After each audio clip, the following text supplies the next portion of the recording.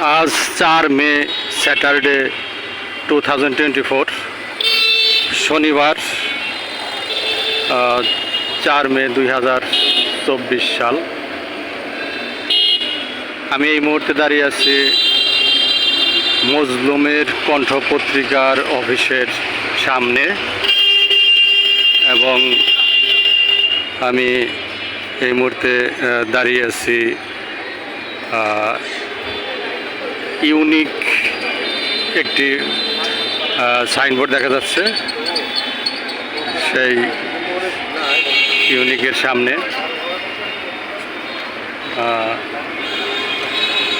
আপনারা দেখতে পাচ্ছেন যে আমি দক্ষিণ দিকে একটু এগিয়ে যাচ্ছি।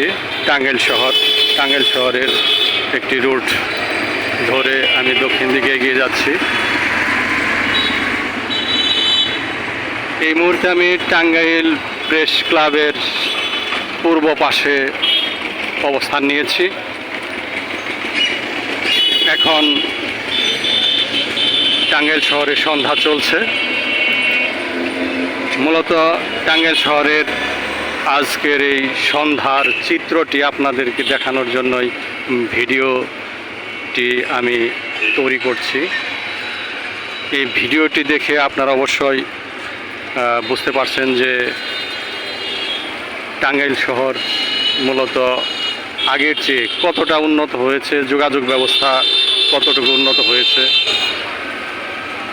মূলত শেখ হাসিনা সরকারের ঐকান্তিক প্রচেষ্টায় টাঙ্গাইল শহরের যে ব্যাপক উন্নয়ন সাধিত হয়েছে তার একটি উন্নয়ন চিত্র আপনাদের সামনে তুলে ধরলাম।